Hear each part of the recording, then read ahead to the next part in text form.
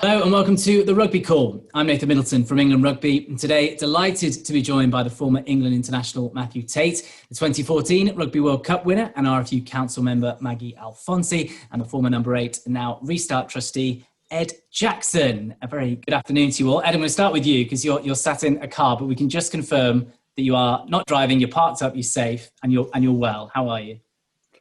I am very well. I'm somewhere in the deepest, darkest Somerset on my way home from interviewing the very inspirational Alex Corbacero. So, been a nice afternoon catching up with him. He's doing very well, which is great to hear after obviously his troubles with cancer. I'm going to go around the room as I can see him. Maggie, how are you doing? I'm doing really well. I'm not in Somerset. I'm in the deepest, darkest of High Wycombe instead. I'm all right actually. I'm a parent now, so I'm loving life. I'm loving not having any sleep and just getting by in a few hours.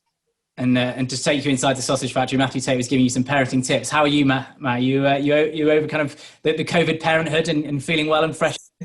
Well, I'm definitely over it, but we've just sort of chatting before. Our eldest is now in isolation for 2 weeks, so we've got the fun of homeschooling again for another couple of weeks. Whilst trying to work both me and my other half. So all fun and games. Very much all fun and games. Just to remind you that Matthew, Maggie and Ed, they're all here giving their time very generously today for 2 very good rugby charities. You can see around your screen, and they're giving their time, so hopefully you can give something back.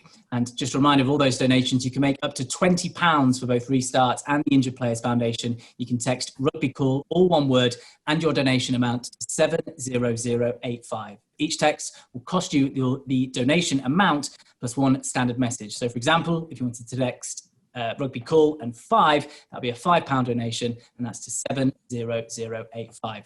You can also support in another way. If you take a look at the Rugby Call fundraising auction, which has lots of rugby items, including signed shirts and balls, as well as experiences. So this is watching the England team training in camp. That'll be for next year's Six Nations. If you go and look at the link below in the description, you can have a look at all the fundraising auction there. One of the elements that both Restart and the IPF look closely at is overcoming adversity and moving positively. And Ed, just reminded, I guess, I know you've told this story quite a few times. Can you just talk about what happened to you in April 2017, how you come through it, and the role that particularly Restart, which you're involved with now, kind of played in that?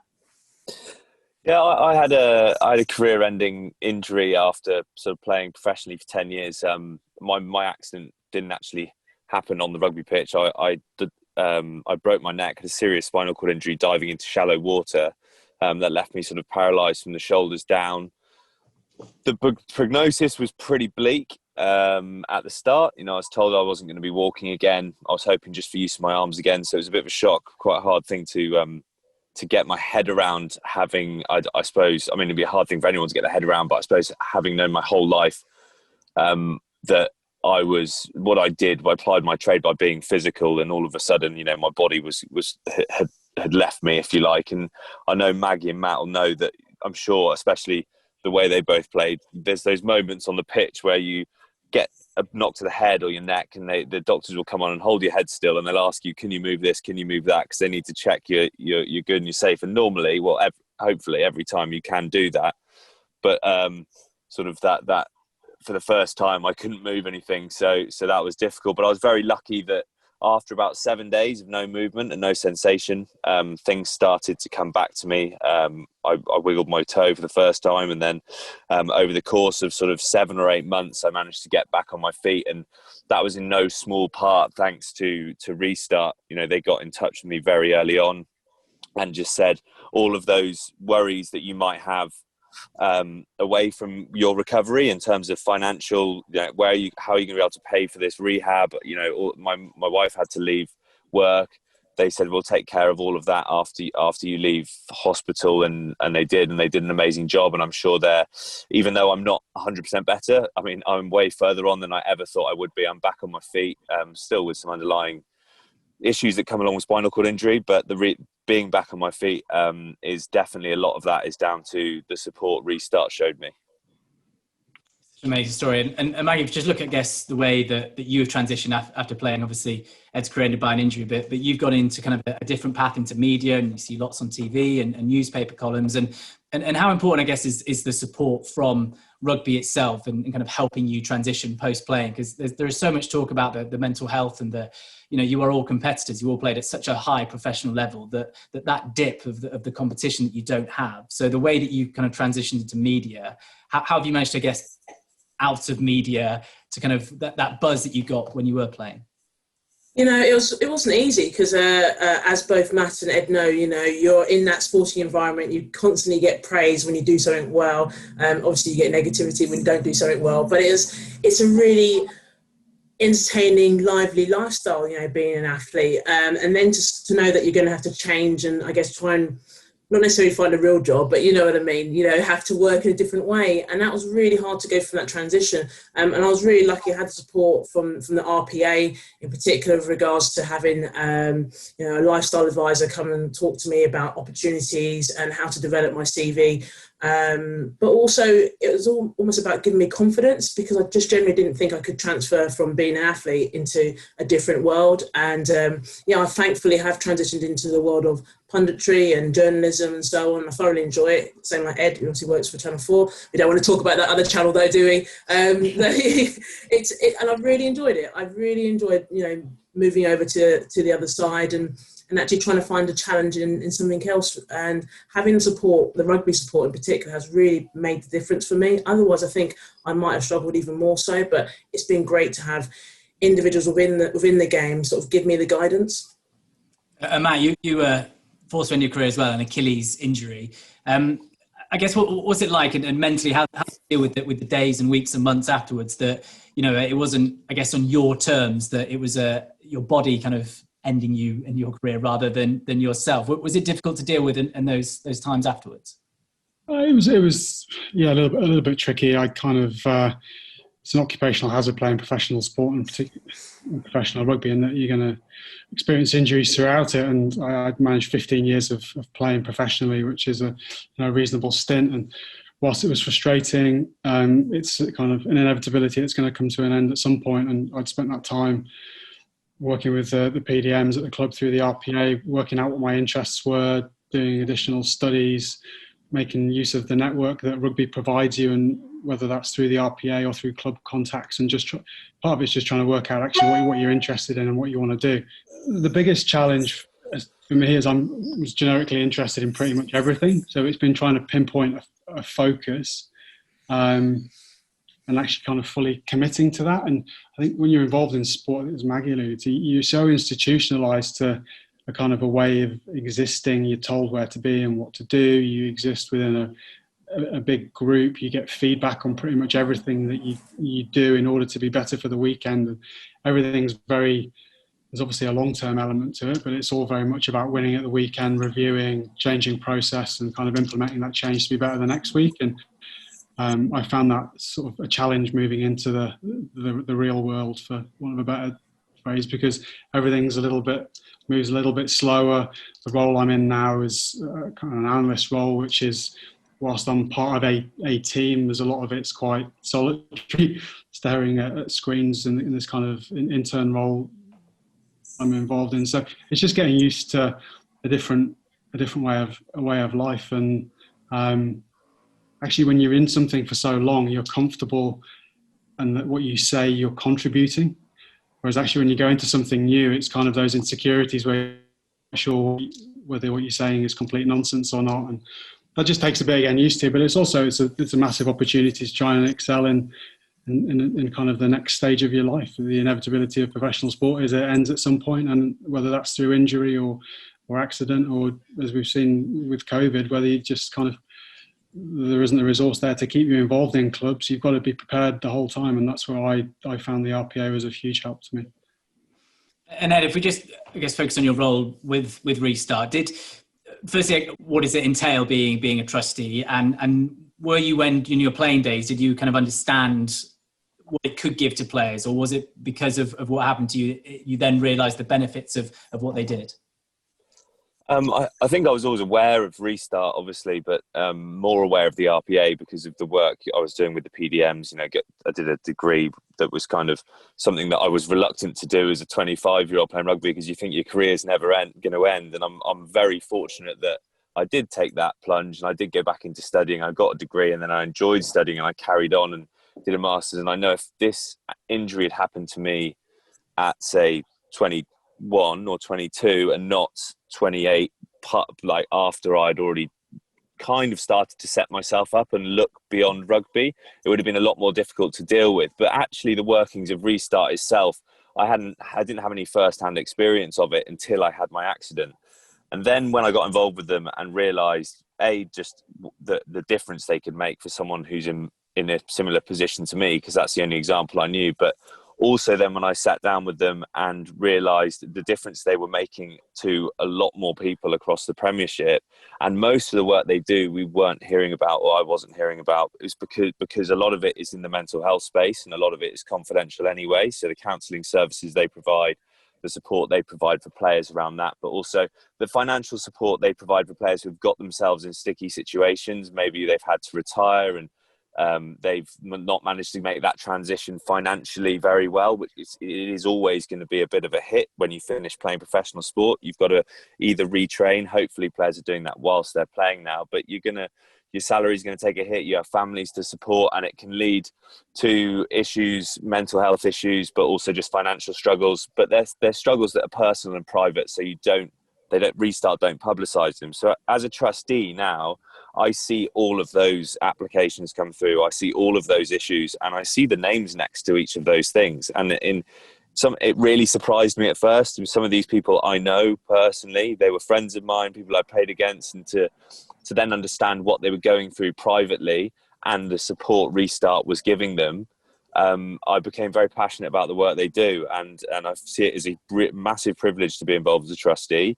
But at the same time, it was a huge eye-opener as to just the level of help needed in professional sport and professional rugby and the care that they were providing. Maggie, just in terms of, Ed mentioned mental health there, and it's such an important part of Restart and the RPA and like the Injured Players Foundation as well when you're coming back from an injury like that. And we've had many high-profile players, maybe towards the end of their careers or they've come out of retirement, have mentioned mental health, and it is becoming less of a taboo subject and more talked about. Joe Marler on the England Rugby podcast this week, explained why he walked away from Test rugby and then came back to international because he was having mental health struggles. Just in rugby as a whole, it's a very physical, kind of macho, strong strength sport, and that physicality and strength is almost, I think, they just assume rugby players are so strong mentally as well. So were you able to, when you were playing, talk about struggles you were having? And do you think there's been a switch in rugby almost, that people are beginning now to just open up and talk about issues that are happening? I definitely think things have changed for sure. So when I was playing, I guess we had a sports psychologist, and I'm assuming the guys had one as well in their teams. And, I would go and see her on a regular basis and speak to her about things that I guess I'm struggling with, not just in the sporting environment, but outside of the sporting environment. And that really helped me stay in control of the controllables, I guess, for me. But that was, again, I think people say it's quite a gender thing as well. They say, generally more women are more likely to speak up than probably some of the men. So from my perspective, I found that it was quite easy to open up. I maybe didn't open up to my players or to, I guess, the coaches, but I definitely opened up to a professional person who was a sports psychologist. And even now that I'm out of rugby, I still see a counsellor once a month just to kind of keep having someone to talk to give me guidance. Because the reality of life is that things become quite stressful. And you're right, in a sporting environment, you generally don't want to share too much. You don't want to look vulnerable. Where now I'm outside that rugby world, actually, I don't care if I'm seen to be vulnerable. End of the day, I want to stay strong and stay mentally fit, I guess. So being able to speak to a counsellor on a regular basis and be able to share my concerns, I think definitely has given me greater strength. And actually, I feel quite confident whenever I'm put into different environments. Matt, so a similar question to you. How have you found it since coming out of the professional rugby environment? Because these will be a lot of players that you have played with, have opened up very recently in the past couple of years about mental health issues. Does it surprise you seeing these names, or is it sort of you see as a positive thing that people are now beginning to talk? I think it's hugely positive. It's, as Maggie and Ed have alluded to, it's always been seen as kind of quite macho, and I suppose you tie into the fact that when you're involved in a professional environment, it's all about selection, and you perhaps talking about mental health, whether that be with coaches or with your peers, is you don't want that to impact on selection and you getting picked and playing. But I think the high profile nature of Joe Marlon, Ken and Miles gone back to Cambridge or Oxford University to actually study mental health. So I think it's only good for the sport, and I think it's reflective of kind of wider societal changes, that it's more acceptable for men to speak out when they're not okay, and yeah, it's absolutely for the better for the game and for everyone's health in general.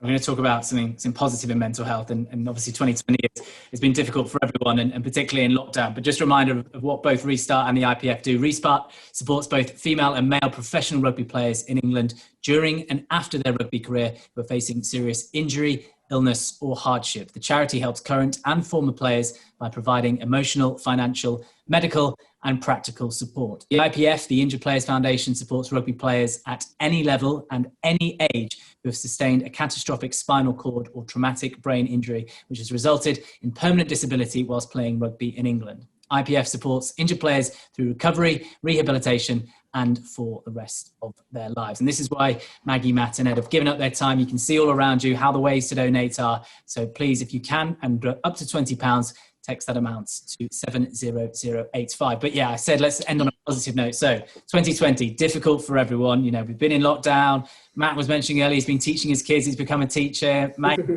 everyone's had problems. We've all been locked down. So Ed, I'm going to start with you again. Just how have you remained positive? Give us something. Give us a tip. Did you go out for walks or into running? Start doing hits? What was your thing of 2020 that's kind of kept your mind fresh and going? Yeah, I think a lot of it was just being able to accept that there are positives here, in the sense that I can spend a lot more time with my family, a lot more time getting outdoors and walking, which I love doing, because it's something I'll never take for granted again. So being able to do a lot of that every day.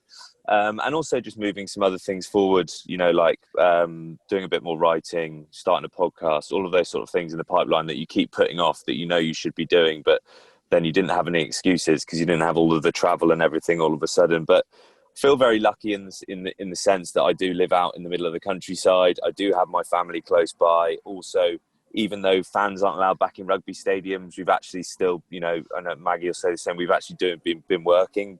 There was a period we didn't, but we've been working now for a couple of months. So I feel like I haven't had it as bad as some people, and I've been able to use the time reasonably productively, but at the same time not feel guilty about having some time off, sticking my feet up and just enjoying some time with my family.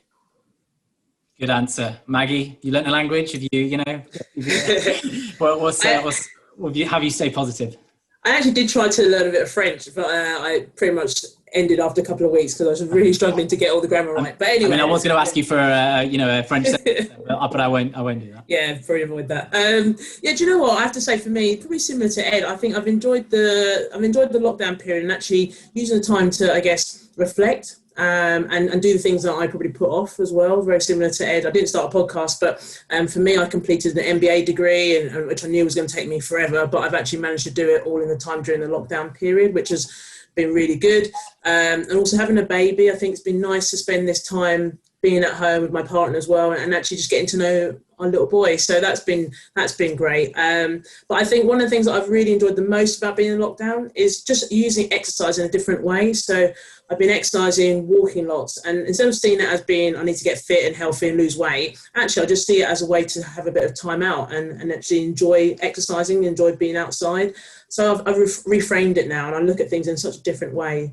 So I look at 2020 as being a really challenging time, but at the same time, there's been some positives to take from it. Two good ones there, Matt. What have you got? Well, my drinking's improved. You're like you're better at your wine selection. You sort of it needed to as well. It needed to. I've certainly been starting earlier in the day and finishing late. No, I mean it's kind of just to reiterate what Maggie and Ed have said. It's kind of been grateful actually for the situation that I find myself in. I live in the middle of the countryside, so we're able to go out and have walks, and my family's all healthy. Been able to, when the kids have gone back to school, be able to drop them off and take them back. I'm still able to work in the kind of the intern role that I'm in at the moment. So in the grand scheme of things, has there been challenges? Absolutely. But actually pretty fortunate to be in the position that I am at the moment. And so there's a lot more people out there that have struggled with this period more than I have. Three very good answers and ways to remain positive. So both those three of you, the trio of Ed, Matt and Maggie, of course, giving up their time. Just remind you to make a donation up to £20 to Restart and the Injured Players Foundation. Please text Rugby Call, all one word, plus your donation amount to 70085. Each text will cost you your donation amount plus one standard message. For example, that example again, if you wanted to donate £5, text Rugby Call 5 to 70085. And you can also support in another way. That's a look at the Rugby Call fundraising auction. Lots of rugby items on there, signed shirts and balls, experiences, even the chance to watch England training camp next year's Six Nations. The link in that can be found in the description below. Maggie, Ed, Matt, thank you very much for your time. I hope you enjoyed that. Ed's definitely got some driving to do to get somewhere, go home, but I won't keep you. But thank you very much for all your time this afternoon, giving it up. Thank you. Pleasure. Thanks. You've been watching the Rugby Call. Thank you very much for your time, and we shall see you all again next time.